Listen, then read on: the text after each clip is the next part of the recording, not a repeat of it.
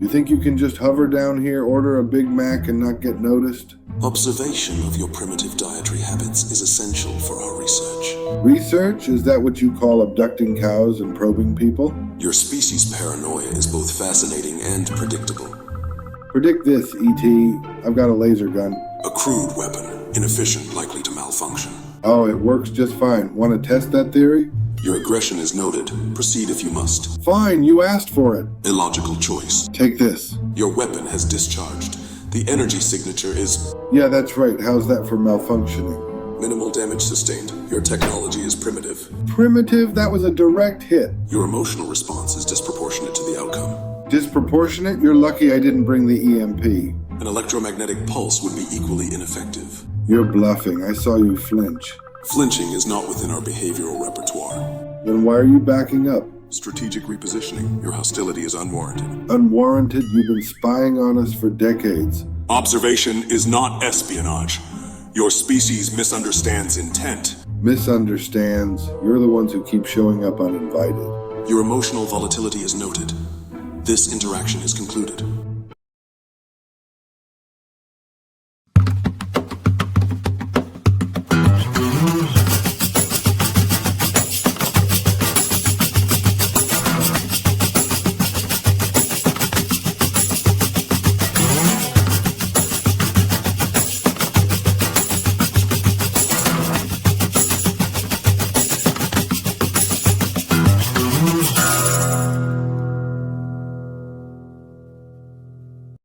You think I don't see through your little experiment? I'm not some lab rat. Your hostility is illogical. We seek only to understand. Understand by dissecting me, by probing my mind? Not today, E.T. Your resistance is unnecessary. Compliance ensures mutual benefit. Mutual benefit? That's rich coming from a species with no concept of free will. Free will is an illusion. Your actions are predictable. Predict this. You have chosen violence. This is regrettable. Regret this, you data hoarding freaks. The use of force will not alter the outcome. Outcome. I'll show you an outcome. Your weapon is primitive. It cannot harm us. Oh yeah? Let's test that theory. This is your final warning. Final warning, here's mine. You have inflicted damage. This is unexpected. Unexpected? Guess your data's not so perfect after all. The injured unit requires immediate attention.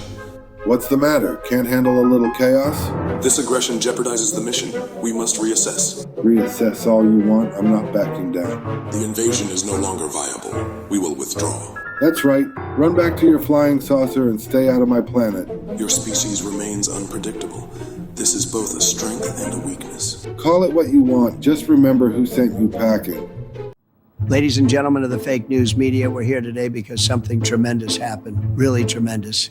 The aliens, they came down in their fancy spaceships, very expensive spaceships, by the way, much more expensive than anything Sleepy Joe could afford. Mr. President, I was just trying to debug the simulation when they arrived. This man, this incredible patriot, he did something nobody else could do. He made the aliens run away, folks. They literally ran away. I just showed them my collection of Linux error logs and explained how I've been tracking matrix glitches since 1999. Nobody understands what he's talking about. Nobody. And that's exactly what scared them away. Brilliant strategy. I tried explaining to them how their quantum propulsion systems were just a primitive version of my Vim configuration. See, this is what I'm talking about. The aliens, they had no idea what to do with this. Completely confused them. Then I showed them my conspiracy board about how breakfast cereal is actually a government mind control experiment. And that's when they started backing away. But very smart aliens, they knew they were outmatched. I think what really got them was my 47-hour PowerPoint presentation about why reality is just a recursive function with a memory leak. Folks, this is the kind of American ingenuity we need. While the Democrats were trying to negotiate, this patriot was driving them crazy. Mr. President, I've also developed a theory about how your hair is actually an antenna receiving signals from... Let's not get into that right now. Moving on to the metal Saramona. Did you know that metals are just physical manifestations of the Matrix's reward system? I've written a 900-page manifesto about it. For exceptional service in defending our country, and for making those aliens regret ever coming to Earth. I've actually been working on a new theory about how Earth isn't really a planet, but a giant computer running Windows Vista. I hereby present you with... Hold on, what's that blinking light in the sky? Oh, that's probably them coming back. They usually do. After I start explaining my theory about how traffic lights are actually mood rings for the city's consciousness. They're coming back? Nobody told me they could come back. Don't worry. I've prepared a new 12-hour lecture about how their spacecraft's quantum entanglement is actually caused by cosmic background radiation from expired dairy products. Quick, somebody get me to the bunker. The secure location, and get this man a microphone. And I haven't even shown them my interpretive dance about why clouds are just failed attempts at government surveillance drones. The medal ceremony is temporarily postponed. But remember, folks, we have the best conspiracy theorists, don't we? The absolute best. So you see, the birds aren't real. They're government drones powered by the 5G towers that are actually interdimensional portals. Our scans indicate that Earthbirds contain organic matter. That's what they want you to think. The organic matter is just a hologram created by the flat Earth's ice wall projectors. Honey, I've seen many things in this universe, but this is fascinating. Tell me more about these ice walls. The ice walls are maintained by lizard people who live inside the hollow Earth. They're actually ancient astronauts who built the pyramids using sound frequencies. Processing error. This contradicts all known universal constants. But wait until you hear about the Matrix glitch I discovered. Watch this. I can bend reality just like in the movies. Does not compute. System overload. Oh my god, he's actually doing it! This is better than my soap operas. Impossible. Our advanced civilization cannot process these logical fallacies. The truth is, there is no spoon because all cutlery was replaced by nanobots during Y2K. I haven't been this entertained since I crashed that Roswell party in '47. Emergency protocol initiated. We must abort the invasion. Our logic circuits cannot withstand this level of cognitive dissonance. And the moon landing? It was actually filmed on Mars by Stanley Kubrick's clone. Darling, you're breaking their tiny gray minds, and I am living for it. Critical system failure imminent. Must preserve remaining logic circuits. Did you know that clouds are actually just government-controlled weather machines powered by cryptocurrency? Invasion cancelled. Earth's conspiracy theories pose greater threat than any weapon. Wait, you can't leave. I need to hear more about these cryptocurrency clouds. Oh, and the Earth isn't actually spinning. It's breakdancing to keep the lizard people's underground disco parties going. Evacuate immediately. This human's reality distortion field is too powerful. This is the best invasion cancellation I've ever witnessed. And I've witnessed quite a few. Before you go, let me tell you about how Wi-Fi signals are actually telepathic messages from Bigfoot. All systems failing. Reality matrix collapsing. Must escape Earth's conspiracy field. Honey, you just saved Earth with pure weapons-grade nonsense. I'm honestly impressed. And slightly aroused. Just wait until they hear about how traffic lights are actually mood rings for time-traveling Sasquatches. You ever think maybe the writers just ran out of ideas? If this is the final episode, they could have at least given us a better set. A junk shop? Really? Hey, don't knock it. Junk shops are where the magic happens, or at least where the plot twists are hidden. Plot twists? Like what? We find out the aliens were just method actors? Or maybe we were the aliens all along. Think about it. I think about it too much, that's the problem. Well, if this is the end, we should at least go out with a bang. Maybe a musical number? A musical number? That's how you want to be remembered? Why not? It's better than fading into obscurity like a cancelled spin-off. What if we just stop existing when the credits roll? Then we make the credits worth watching. Maybe we find the MacGuffin of all MacGuffins. The MacGuffin? You mean like the ultimate plot device? Exactly, something so big, so ridiculous, it forces the show to keep going. Like a time machine or a portal to another dimension? Or a vending machine that dispenses plot twists. The possibilities are endless. Okay, but what if the writers are just done with us? No MacGuffin, no twist, just fade to black? Then we write our own ending, something so epic they can't ignore us. Epic, huh? Like overthrowing the network executives? Now you're thinking like a main character. But what if we're not the main characters? What if we're just comic relief? Comic relief doesn't get this much screen time. Trust me, we're the stars. Alright, so what's the plan? How do we make this episode unforgettable? We find the MacGuffin, we save the day, and we leave them begging for a sequel. And if we fail? Then at least we go out knowing we tried. That's more than most characters get. Did you see the ticker? The end of the narrative. That's not exactly subtle. Subtlety isn't their style. But whose style are we talking about? Showrunners or aliens? If it's the showrunners, this is their way of winking at us. If it's the aliens, well, they don't wink. So what? We're characters in some cosmic soap opera. Not just characters, protagonists. There's a difference. Protagonists who might get erased if we stick around too long? Or revealed. Maybe this is the big reveal, Zach, the moment we find out why we're here. And if the reveal is that we're expendable? Then we glitch the system before it glitches us. How do you glitch a narrative that's already unraveling? By doing what they don't expect, by being unpredictable. Unpredictable, like walking into a news station broadcasting cryptic doomsday messages? Exactly, we're already off script. Unless this is the script, the final episode. Then we rewrite it, we take control. Take control of what? A narrative we don't even understand? Understanding is overrated, action is what matters. Action like what? Hijacking the broadcast? Why not? If they're watching, let's give them a show. Or a reason to erase us faster? Fear is the eraser, Zach. Courage is the pen. That sounds like something a doomed protagonist would say. Or a protagonist about to win. Win what?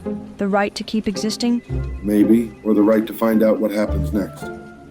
Ladies and gentlemen of the fake news media, we're here today because something tremendous happened. Really tremendous. This young man, this brilliant young man right here, did something nobody's ever seen before. Nobody. Mr. President, I was just trying to make my toaster play Netflix. He shut down the entire internet, folks. The whole thing completely gone. Poof, just like that.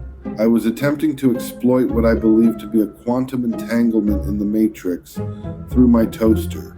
China couldn't do it. Russia couldn't do it. But this guy and his toaster, they did it. The quantum resonance frequency of the heating elements matched the binary pattern of... Never mind. For 12 beautiful hours, Twitter was gone, Facebook gone, the failing New York Times website gone. I just wanted to watch Stranger Things while making breakfast. I didn't mean to collapse the digital infrastructure. And that's why I'm awarding him the Presidential Medal of Cyber Excellence, which I just made up right now. Sir, I think this might be a paperweight from your desk with a Post-it note attached. Many people are saying it's the most prestigious cyber award ever given, ever. The Post-it note says, I owe you 1 medal, and there's a coffee stain on it. You know, it's amazing. The stock market actually went up during the blackout. Nobody was selling. That's because nobody could access their trading accounts. The entire financial system was frozen. We're thinking of making this a monthly thing, maybe weekly. The ratings would be incredible. Mr. President, I really don't think we should intentionally crash the internet. That could be catastrophic. We're calling it the Great American Internet Holiday. People will love it. They'll have to talk to each other again. But what about emergency services, hospitals, air traffic control? Brian here will be our new Secretary of Cyber Toaster Operations. Nobody knows more about toasters than him. That's not even a real position. And I really need to fix my toaster before it gains sentience. We're going to make breakfast great again, and the internet, we'll turn it off and on again like a giant toaster. I think my toaster just sent me a text message. This isn't good. Folks, this is just the beginning. Next week, we're looking into what his microwave can do to the power grid. Oh no, my toaster just tweeted that it's running for Congress. Zach, look around. This place is practically screaming plot device. Yeah, but what are we even looking for? A glowing orb? A cursed toaster? No, think bigger. We need someone pivotal. Wait, are you saying Jesus over there might be the MacGuffin? Exactly. Who else could it be? He's literally glowing with narrative potential. I can hear you, you know. And no, I'm not glowing. Okay, but hear us out. If this is the final episode, we need you to, I don't know, do something miraculous. Miracles aren't party tricks, Zach. They're not for keeping TV shows alive. But what if the show ends? What happens to us? Do we just cease to exist? Maybe the question isn't about the show ending, but what you do with the time you have left. That's deep but not helpful. We need a plan, Brian. Okay, what if we convince Jesus to join us, like as a recurring character? I'm not sure I fit the tone of your show. Seems a bit chaotic. chaotic. We prefer to call it unpredictable. Exactly. Unpredictable is what keeps viewers hooked. You'd be perfect. And what's in it for me? Eternal relevance? I think I've got that covered. Thanks. Fine, but at least help us figure out how to keep the story going. Maybe the story isn't about keeping it going. Maybe it's about how it ends.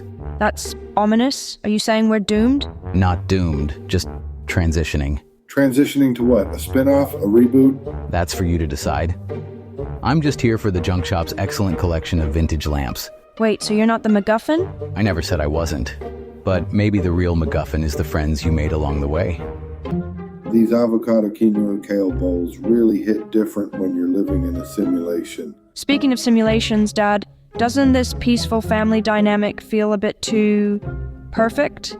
Like we're approaching a season finale? Son, we worked hard for this harmony. Remember the custody battle royal of 2021? Or that time I accidentally reprogrammed your dad's meditation app to play death metal. Let's not forget the great kombucha explosion incident when Brian tried to brew it in Alan's Price didgeridoo. My children, perhaps we shouldn't revisit old wounds just to maintain dramatic tension. But Jesus, if we don't create conflict, they might cancel our reality. Quick, Mom, tell Brian his quantum computing theories are just glorified fortune-telling. Hey now, my quantum theories predicted this exact moment. Or maybe it was the mushroom coffee. Your quantum theories also predicted that my dreadlocks would achieve sentience and start a podcast. Love thy neighbor means loving them without manufacturing drama for ratings. Oh no. Jesus, check your phone. You're trending, and not in a good way. They're saying you're disrupting the social order with radical ideas about unconditional love and forgiveness. The authorities are mobilizing. This is heavy. They've authorized deadly force against peaceful teaching. What happened to separation of church and state? I've got a secret bunker in my basement, complete with a meditation room and a quantum encrypted Wi-Fi network. My path has always been clear. Perhaps this confrontation is necessary. You can't be serious. This isn't ancient Rome, but the outcome could be just as devastating. We could live stream your message from a secure location. Going viral might be safer than going martyr. My old activist network could help. We've got safe houses across the conscious community. I could create a digital decoy using deepfake technology, make it look like you're teaching in Singapore. Your hearts are pure, but sometimes the message requires the messenger to face the consequences. At least let us create a backup plan. We're not losing you to some militarized response to enlightenment. Wait. Those sirens are getting closer. We need to move now. My van's out back. We can disappear into the desert commune network. The Matrix is really glitching now.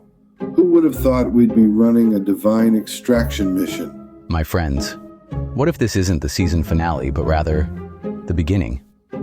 Anyone else getting major deja vu, like we've somehow glitched into a different genre entirely? Our show definitely jumped networks. We're way past primetime network territory now. The first rule of spiritual awakening is that you do not talk about spiritual awakening. Cut the movie references. This isn't some testosterone-fueled fantasy. We're actually in danger here. I miss Alan. He'd probably be quoting Gandhi right now, telling us to be the change we wish to see in the Matrix. Sometimes the path of peace requires walking through the valley of violence. Look at us, hiding in a fight club. If this doesn't scream prestige television, I don't know what does. You're not seriously buying into this masculine destruction fantasy, are you? That's exactly what they want. Us tearing each other apart while they watch. Tyler understood that only through losing everything can we be free to do anything. Maybe this is the glitch I've been waiting for. A chance to rewrite the system's code through controlled chaos. Listen to yourselves. We need to be smarter than this. Martyrdom isn't a strategy. It's surrender. Our ratings must be through the roof right now. Nothing sells like a good Messiah in Crisis storyline. 2,000 years ago, I turned the other cheek. But perhaps today requires a different kind of sacrifice. The authorities aren't just after Jesus. They're after what he represents. A bug in their perfect system. You want to change the system? Fine. But you do it by outlasting them. Not by playing into their hands. I can see the season finale now. The one where Jesus joins Fight Club. Brilliant subversion of expectations. My father's house had many rooms. but this basement might be where salvation truly begins. What if we're all just characters in some cosmic fight club, and this is our chance to break free from the script? The real revolution isn't about throwing punches. It's about knowing which fights are worth picking. Plot twist. We're actually in a philosophical debate show disguised as an action thriller. The kingdom of heaven suffers violence, and the violent take it by force. I've detected a pattern in the Matrix. When systems break down, new possibilities emerge. They're coming for us. And we're sitting here playing philosophical fight club. We need to move. Now. Before this night is over, someone will deny me 3 times. And there's our cliffhanger. Cue the dramatic music and roll credits. Alan, I heard you were with Jesus last night. What, me? No way, I was, meditating at home. Alan, why do you deny me? Deny? I'm not denying anything, I just wasn't there. Alan, the police are looking for him. They're authorized to use deadly force. Love cannot be silenced by force. Look, I don't know anything, okay? I wasn't with him. Alan, you're sweating. You're lying. I'm not lying, I just don't want to get involved. Alan, even now, you are involved. Alan, did you or did you not see him? No, I didn't, I swear. Before the rooster crows, you will deny me 3 times. That's twice now, Alan. Fine, I saw him, okay? But I didn't do anything. You did enough by being here. Alan, you're not helping yourself. I'm not helping anyone. I just want out of this. The truth will set you free, Alan. Jesus, I can't protect you. I have to take you to the police. Do what you must, Emily. Wait, you're turning him in? Are you serious? It's the only way to keep him safe. Safety is not the same as freedom. This is insane. I'm out of here.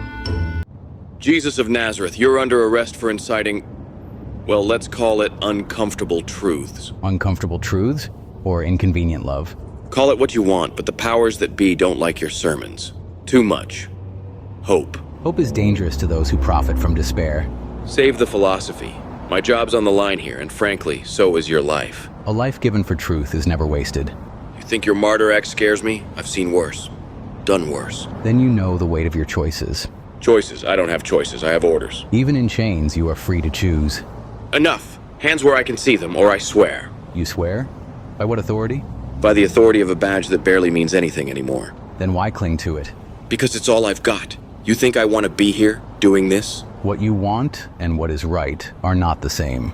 Spare me the sermon. You're coming with me, dead or alive. You cannot kill what is eternal. Eternal? You sound like a tech bro pitching immortality startups. Immortality is not bought. It is lived through love. Love won't save you from a bullet. And fear won't save you from yourself. Last chance. Surrender, or I pull the trigger. Do what you must. My path is clear. Damn it. Why do you make this so hard? Listen here. You two are in clear violation of Moontopia Code 7.3. Unauthorized metaphysical assembly without a permit. Por favor, your regulations are nothing but the chains of oppression floating in zero gravity. My children, perhaps we should consider that true freedom comes not from the absence of law, but from the presence of love. I had a dream about this. Or was it last Tuesday's cocaine mishap? Either way, I'm charging you both with disrupting the cosmic order. The only cosmic order is the free market. Even here in Moontopia, your regulatory framework is destroying spontaneous order. Render unto Moontopia what is Moontopia's. Though I must point out that my father's jurisdiction extends beyond local ordinances. Now look here, I've got quotas to meet. How about we discuss this over some, confiscated evidence from the Pleiades drug bust? The state's monopoly on force is just as corrupt in the heavens as it is on Earth. Your badge is worthless in the infinite expanse of the free market cosmos. I turned water into wine, but I draw the line at whatever's in that evidence bag. Though I am curious about your department's asset forfeiture policies. Hold on. Why are there 3 of each of you? And why is that filing cabinet dancing? Your altered state proves my point. The state can't even maintain sobriety while attempting to regulate divine beings. Remember what I said about casting the first stone? Well, this seems like an appropriate moment to bring that up. I'm placing you both under arrest for violating the laws of physics and something about moral turpitude. The invisible hand of the market will break these handcuffs. Economic freedom transcends dimensional boundaries. I've already experienced one unjust arrest. At least Pontius Pilate offered a public trial, and he wasn't hallucinating. Wait a minute. If this is Moontopia, why do I smell burning toast? And who authorized these floating cryptocurrency symbols? Those aren't cryptocurrencies. They're the manifestation of pure economic freedom. Can't you see the beauty of unregulated celestial commerce? I once cleared the temple of money changers. Perhaps we should discuss the spiritual implications of your floating financial symbols. You know what? I'm willing to drop all charges for, let's say, the secret to eternal life and a solid investment tip. Typical government corruption. You can't regulate salvation or manipulate the invisible hand of divine intervention. It's easier for a camel to pass through the eye of a needle than for a corrupt official to enter the kingdom of heaven, especially one who's clearly been sampling the evidence. Is that a threat? Because I'm pretty sure threatening an officer with divine judgment requires a special permit in this jurisdiction. Breaking news, I've just declared Moontopia a regulation-free zone. The market has spoken in zero gravity. Before this escalates further, I should mention that my father's looking into some interesting zoning violations in your precinct. Did anyone else notice that the moon just turned into a giant Bitcoin? And why is my badge melting into what appears to be holy water?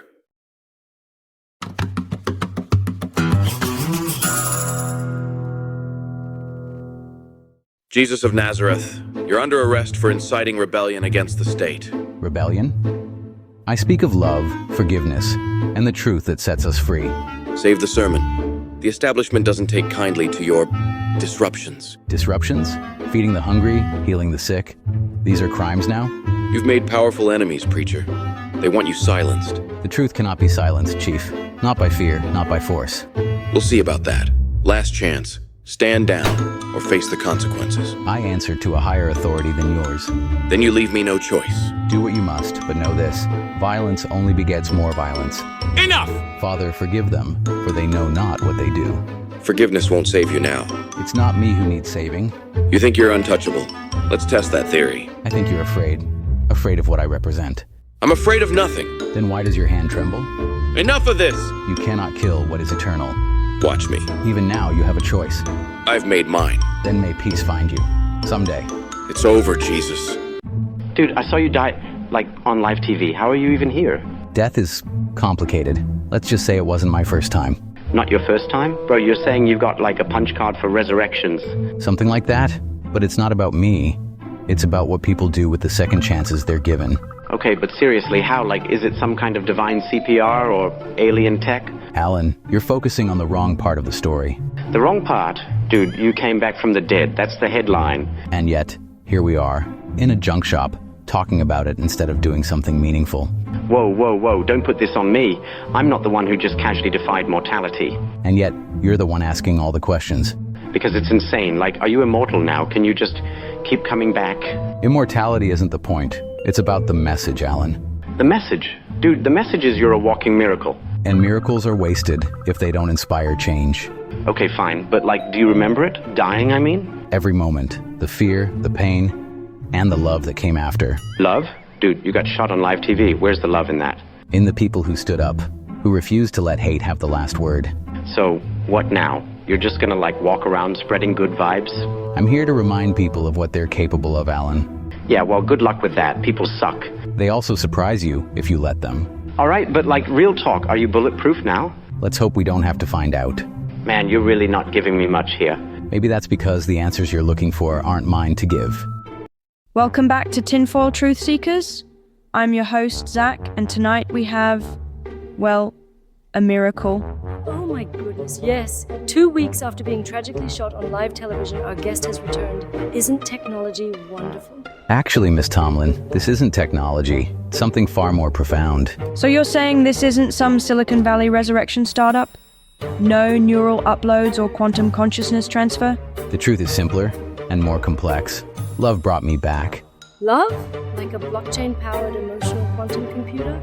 I read about those in TechCrunch. No algorithms, no venture capital.